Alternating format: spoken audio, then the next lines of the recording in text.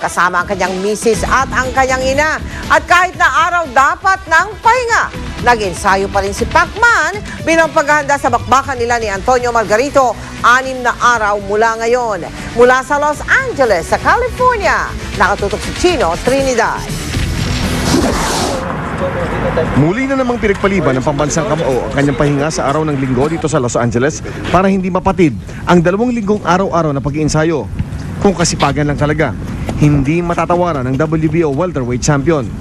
Ako rin maghihirap kung hindi magsikap hindi magsakripisyo. Ako rin maghihirap sa taas ng ring. Ayaw rin ni Manny na maging matamlay ang kanyang pakiramdam lalo na't 1 linggo na lamang ang nalalabi bago ang laban nila ni Antonio Margarito sa Dallas, Texas. Pag nasa kondisyon ng katawan ko, parang tamad ang katawan ko pag hindi ako nakapag-training, nakapag-jogging. Nakokontrol ko naman yung sarili ko at hindi natin pinabayaan na masunog sa training. Naniniwala ang deputy trainer ng Team Pacquiao na may mas malalim na dahilan si Manny sa kanyang pagpupursige sa ensayo. Hindi natin masasabi na nagbubulakbol. Ano? Nilinggo, hindi niya binibigay. Kahit pipigilan namin ng mga trainer na huwag tumakbo, pero pinipilit niya pa rin sarili niya dahil may hinahanap pa siya sa ibabaw ng ring. Matapos ang maikling ensayo, nagsimba si Manny kasama ang mahahalagang babae sa kanyang buhay, sina Mami Jonisa at Jinky. Muling tumanggap ang pambansang kamao ng espesyal na pagbabasbas bago bumiyahe sa Dallas, Texas. Sa araw na ito, nagkaroon ng bihirang private time ang mag-asawa bago na naman sumuong sa panganib ang pambansang kamao sa ibabaw ng ring.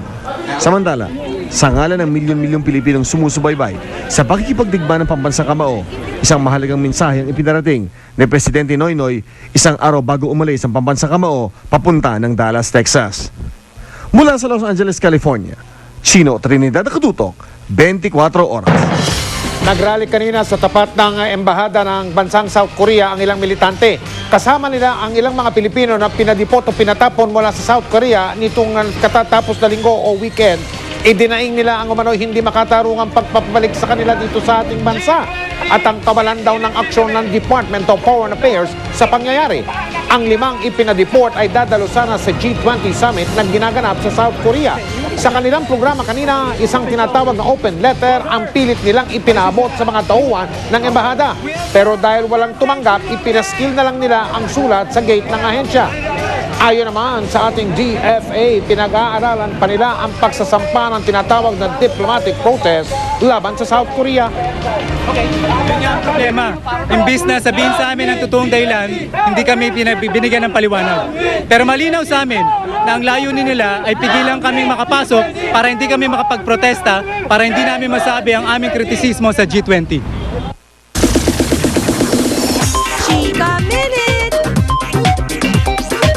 Natanggal na ang tinaguriang outcast na si Michelle Madrigal sa Survivor Philippines Celebrity Showdown. Alamin natin ngayon live ang kanyang mga saloobin. Hi, Michelle. Hello, good evening everyone. Michelle, ano ang naramdaman mo na parang ikaw ang napagkaisahan ng mga katribo mo na i-vote off?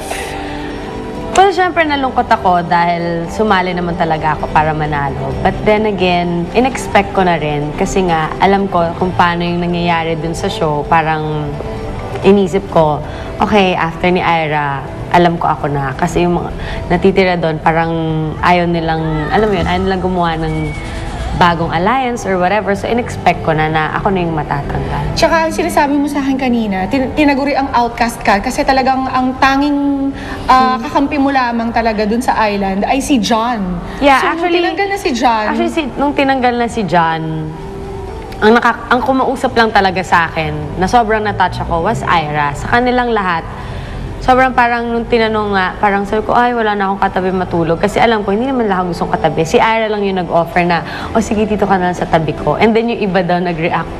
Ganun daw. So parang, honestly, pag naalala ko yung experience na yun, sobrang minsan naiiyak pa rin ako. Kasi sobrang ang hirap na walang pumapansin sa'yo. Nasa malayong lugar ka pa. Araw-araw, umuulan, umaaraw, wala kang makain. And then for me, kasi ako yung sobra akong friendly, ayoko na may kaaway ako eh. Pero nung time na yon, parang lahat sila, kahit yung simpleng kwentuhan lang, hindi man tungkol sa alliance, parang mapapansin mo, lahat sila nasa isang tabi, ako lang mag-isa dun sa kabila. Parang nag-effort talaga ako na maging okay sa kanila, kinakausap ko sila. Pero kung ganun nila gustong laruin, okay lang sa akin. But sobrang emotionally after the show, yun nga, nung meron kaming psychologist sa Survivor, kinausap ko talaga, sinabi ko, naapektuhan talaga ako doon. Kasi parang emotionally, sobrang nasaktan talaga ako doon. At hanggang ngayon, meron ka pa rin bang mga sama ng loob Ngayon, with how they treated you in the Actually, island? ngayon wala na.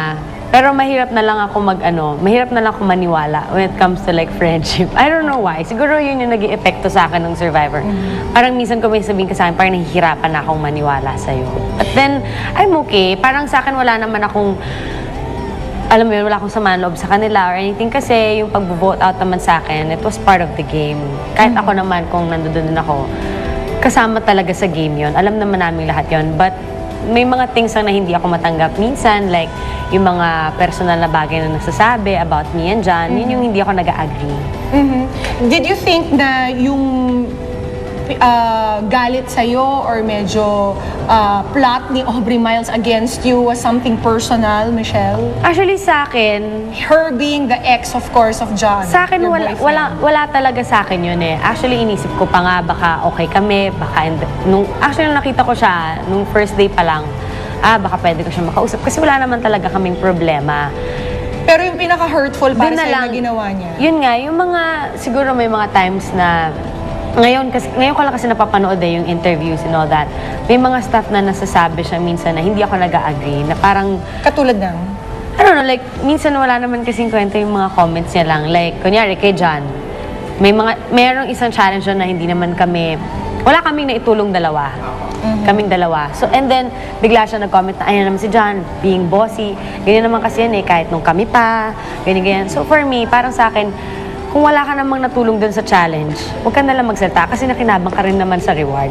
Parang palagi niyong tinitira si John and then ako, nawala ako. Siyempre, papahanap naman si Michelle na parang, it's not part of the game anymore. Kung sa akin, alam kong gusto nila kaming tanggalin, bakit ako magpapatalo ng challenge? Well, Michelle, I know that a piece of good news naman, you're on the cover of FHM magazine with your sister. Yes, bumili na po kayo ng copy. Yun ang bago naman sa akin. November issue. Yes, November issue with Era Madrigal. I hope, Michelle, na ma-iron out yun naman lahat ng mga problems ninyo with you and the other castaways. Yeah, and we're wala looking naman- forward to seeing Yeah. you sa jury house. Yeah, wala mo galit. Abangan niyo po tonight kung anong mangyayari and then doon yung malalaman kung pinersonal ba talaga o hindi. Exciting ang episode tonight and tomorrow. Maraming salamat sa iyo, Michelle Madrigal. Abangan! Pagtaya sa loto, may formula ba? At alamin ang inyong tsansang maka-jackpot. Sa gitna ng talamak na pamemeke, mukha ng mga bayani sa ating pera. Balak palitan! At si Dolphy, pinatawa ang mga taga-Malacanang ng gawaran siya nito ng parangal. Inflation is the word until my remote part. Walang patid na pagtutok dito sa 24 oras.